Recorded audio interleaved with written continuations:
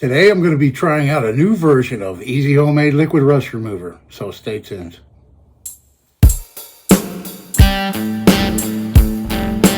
Hello everybody, thanks for joining me for another video. This is Dave and I'm glad you're with me. So today's video, like I said in the intro, I'm going to be trying out a new formula, a new version of Easy Homemade Liquid Rust Remover. This time it's going to be a gel formula. I've never done this before, so I thought I'd try it on camera and let's find out if it works or not. I've done 3 videos on rust remover, and I'll put links in the description for those videos if you want to check them out if you haven't seen them yet. Otherwise, what it is it's a citric acid-based rust remover. I've been using it for 4 months now, and it's by far the most inexpensive and best working formula I have found for removing rust on a budget. So, as I stated in the original video, Evaporust got quite expensive. And I'm a fan of it. It is a great product. It works very well. It's very safe to use, but the price has tripled since I started using it. So I sought out to find a lesser expensive rust remover that was just as effective as Evaporust for a whole lot less than I did. 4 months ago when I watched the Beyond Ballistics channel, and he made this rust remover, I made it, and it is fantastic. So a lot of folks were commenting that they would like to use it for vertical surfaces or on very large projects that need to be derusted, such as a utility trailer, let's say, or metal siding that's very rusty. And my suggestion was using Cabasil, which is a form I should have grabbed some to show you. Basically what Cabasil is it's a white fibrous material that you mix with fiberglass resin to thicken it. And that was one idea that I never tried, but I figured it would probably work. I think some other people suggested that.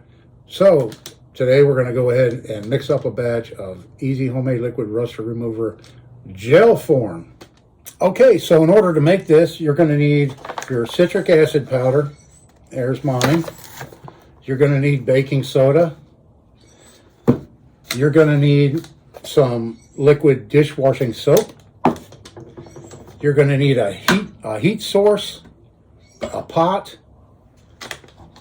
and we're going to be using cornstarch. So to start off, I have a quart of water, and I have an extra jar here. So I'm going to take some of this room temperature water. This is 1 quart, like I said.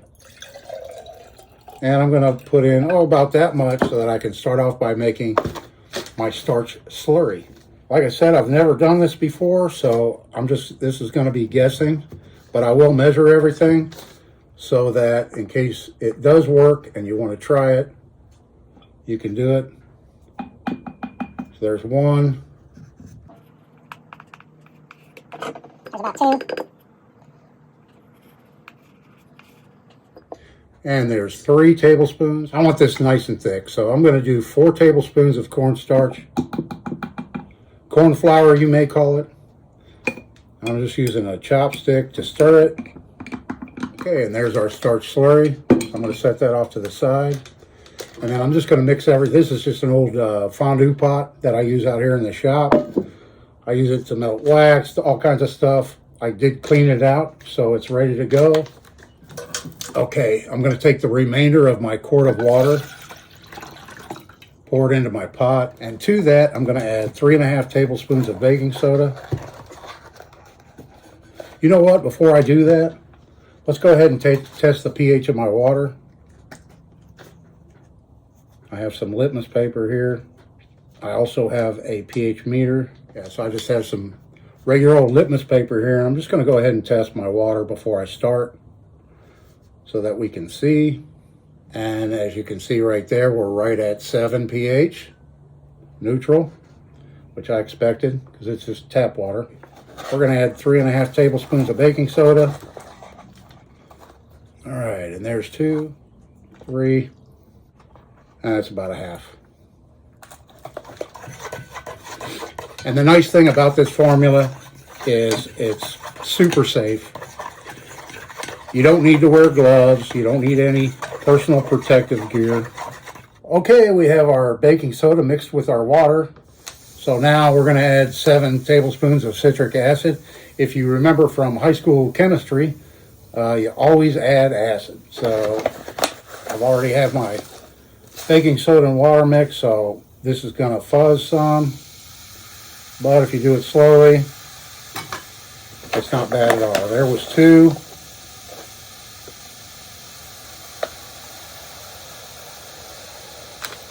There we have 3.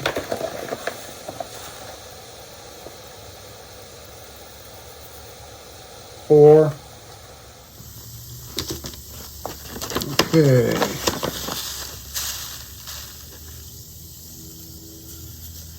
There's 5.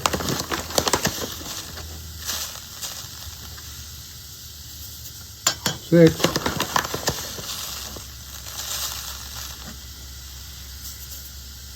And there's 7. Okay, and after just about 30 seconds, all the foaming is pretty much stopped. Now it's time to add my surfactant, which is the liquid soap. To a quart batch, it's about a ½ ounce. I've got about 1 ounce left in this bottle, so I'll put in about half of it. It's not critical, the exact amount. Give that a little mix. I'm going to turn on my heat source, in this case my hot plate. I'm going to put my pot up there. I've got some metal objects here that are fairly rusty. I'm going to test it on when we get this made. I'll let it cool down, and we're going to try it out against this product right here. This is a gel type rust dissolver. It basically works the same as navel jelly. It says it works fast, 30 minutes. So we'll let this get hot, and then I'll get right back with you. So I just checked our pH after mixing it all up. For those of you that might be curious, it looks like we're right about in between 3 and 4. I'm going to check it real quick before it gets too hot with my pH meter.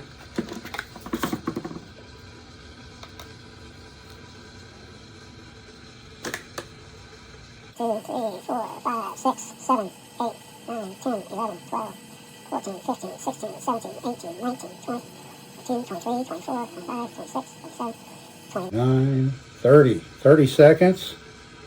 And we're at 3.3. I'm going to go ahead and add in my starch slurry. Starting to get hot. And here's what it looks like while it's cooking. Like I said, kind of milkish color. I have a little bit of dirt floating around in there. I'm not exactly in a sterile environment. I'm out here in my workshop, so there's a lot of dirt, and I probably had some residuals in the pot I didn't clean out, but that's not going to hurt anything. So while this is heating up, I'm just occasionally giving it a stir. So you don't have to get it to boiling, but you do have to get it to 203 degrees before that cornstarch will cook and expand and do its job. It's starting to thicken just a little bit right now after about 7 or 8 minutes in. Okay, it's been about maybe 12 or 13 minutes. I'm going to take it off the heat source. I'm going to let it set and cool. I think it's going to be thick enough because when I tilt the pot, it's clinging to the sides. It's not all running back down into the liquid. One tip is make sure you constantly stir this. Don't let it sit too long, especially on high heat, or it will tend to want to stick on the bottom of your pot. I have an old batch of Evaporust, and I just tested the pH on it. And like I said, it's an old wore out batch, but it's still showing 6 pH. So I believe it may be close to what the pH was of this, around 3.3 when it was brand new. I don't have any new stuff because I don't buy it anymore. I don't plan on buying it anymore. If you have Evaporust laying around, it's a newer batch, and you're able to test the pH on it, I would love to hear it down in the comments. That's the consistency right there I ended up with. I went in the kitchen and I grabbed my immersion blender, and I'm just going to give it a really good mix. I don't know if this step is necessary, but you can see it clanging off of the immersion blender. Let me let it cool down, and then we'll get on to the testing phase. Okay, this has cooled down a little bit. It's not completely cool yet. So I have my original jar I started with. I'm going to attempt to pour this and not make a huge mess into this jar, and then you can see the consistency it is at right now while it's still pretty warm. Yeah, it's actually still kind of hot, but it is nice and thick.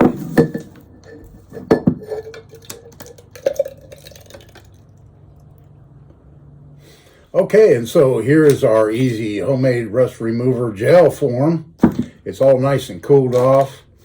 And what I've opted to do is color it. You know how navel jelly has that kind of pink color? I thought maybe coloring it would make it a little bit more interesting. I would prefer if I had food coloring. I did find some juice in the refrigerator. This is hibiscus juice. And so I'm just gonna pour that in there and give it a mix. It's actually turning it kind of a navel jelly color, actually. Okay, I've marked my jar. Always a good idea to mark what the contents of what you have in there. I'm going to be comparing it to this stuff right here. Currently, right now, this is selling for about $12 a quart. This is a 1-quart spray bottle of gel type rust dissolver. And the active ingredient in this is phosphoric acid.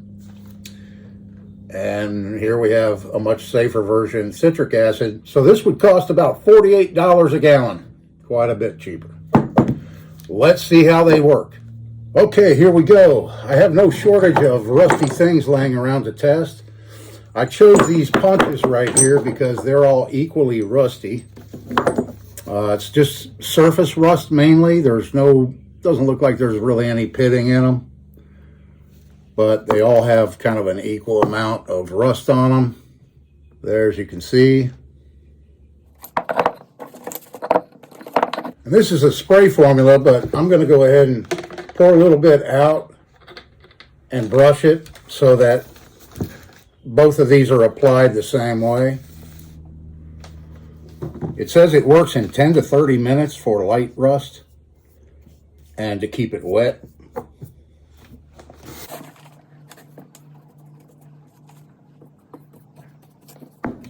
Now, these others, I'm going to use a clean acid brush. Take our homemade formula.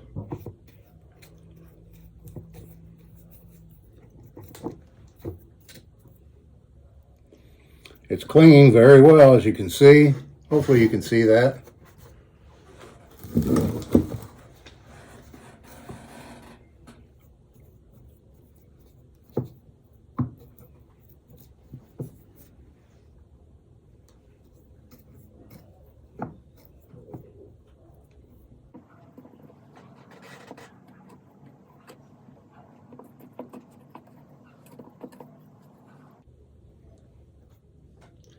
Okay, right off the bat, I noticed that our Rust-Oleum brand is bubbling, and it says on the label that it works instantly, starts working instantly, and apparently it is, because we're getting bubbles, whereas there's nothing on the homemade stuff. So, okay, it's been 10 minutes. This is what we have so far. I was supposed to keep this wet, and it looks like it's drying a little bit.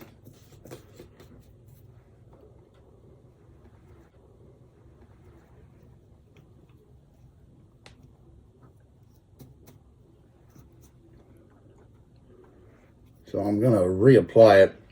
Our homemade is still plenty wet. We're going to go 30 minutes on this, give them a rinse, and take a look at them. Okay, folks, we're 30 minutes in right now. So I'm going to put on some gloves and follow the directions that the Rust-Oleum bottle says, and that is to rinse it off in water and just wipe it dry. I've got a little bucket of water here. I'm going to put my gloves on because there's phosphoric acid on these. Give this a good rinse, and I have to say I've reapplied this right here product. I've reapplied it 3 times to keep it wet. This I have not touched, the homemade. Okay, so there's that one, and now we'll go ahead and rinse off this one. And there's the homemade. I'm going to move this off to the side, and I'm going to let that go for an hour.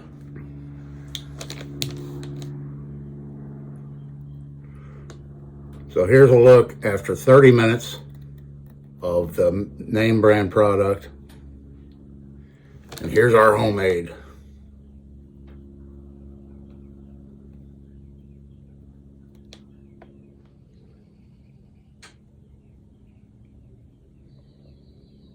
I'm seeing a difference. Hopefully you are too. I'm going to go ahead and give it another 30 minutes, and then it'll be a full hour. And I'm not going to reapply.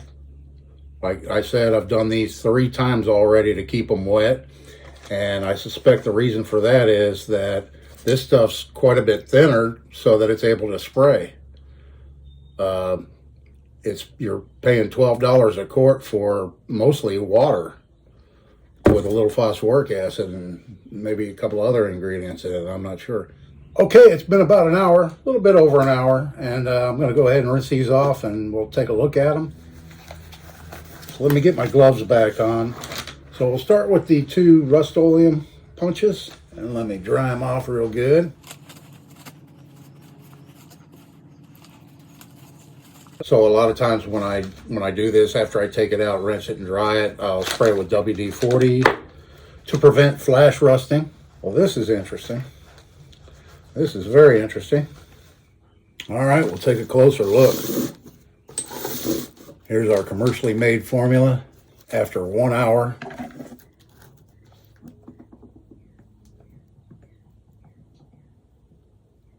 This one has quite a bit of scale buildup right here. It's like a black scale. It really doesn't want to wipe off very easily. But there we have the phosphoric acid. Now we'll look at the homemade. Still has some rust on it, but quite a bit of a difference. This is probably the worst one. This one still retains a lot of the rust. And this one is about like the other one. Maybe a little bit better. And that was after 1 hour. Okay, so what did we learn here, or what did I learn? The homemade gel type rust remover works pretty well. I think if I left it on there overnight, it would look a lot better. I'll go ahead and reapply it to these, and I'll reapply it to these. I'll just put as heavy of a coat on it as I can on these 2, and I'll just do 4 of them, and I'll do these 2. The worst one and the better one, and we'll let it sit overnight, and we'll take a look at it in the morning. Okay, let's see how these did. These 2 are with this product.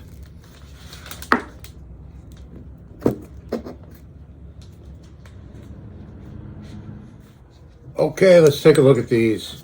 I learned a little something here. You definitely takes a little bit of effort to rinse it off and everything if it gets dry, if you leave it overnight. So on this one here, it is really caked up around the base. This was the Rust-Oleum gel type. A lot of caked up material around the base that I can't wipe off. I mean, I'll be able to knock it off with a wire wheel, but... So before any of you leave any comments, yes, I know I could have used a wire wheel to clean these up a whole lot easier than using this.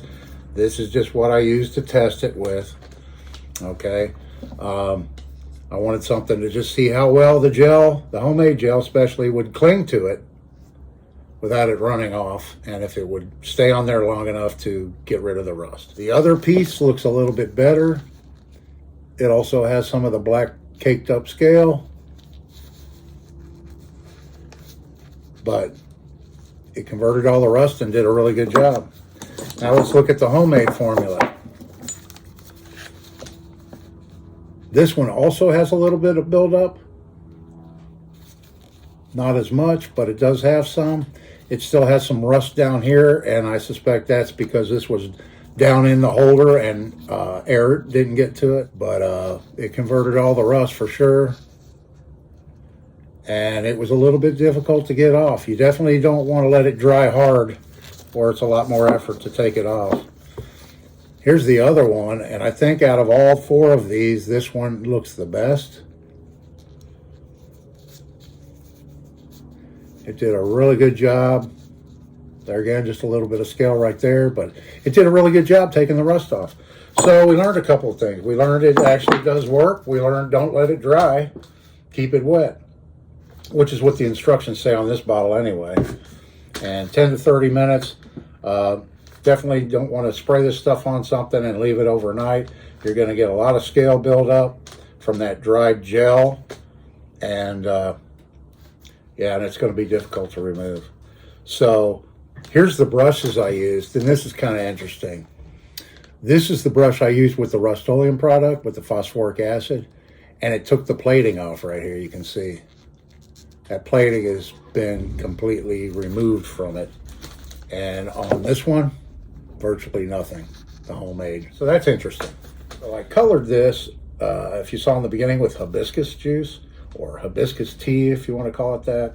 It's made from hibiscus flowers, which are very prevalent in the area where I live. And you can make a tea out of them, or a juice that's supposed to have a lot of health benefits. And I had some in the fridge, so I used it to color this because I couldn't find the food coloring. My wife got home and she found the food coloring, and we did have some. So I'm just going to add some more, try to make this a little bit prettier color. Not that this matters as far as the effectiveness of it goes, but just to show you if you wanted to do that. So I'm doing red and yellow, and I'm shooting for an orange color. We'll see what happens here. So here's some yellow going in. I'll just use that amount, and we'll see what it looks like. You know what, I'm just going to shake it up. Oh, that's much better. There we go. Look at that. Nice. Of course, my wife loves pink. She would have loved the pink color, but I like this orange. I've got a nice quart batch of easy homemade rust remover in the gel form, and it does work pretty well.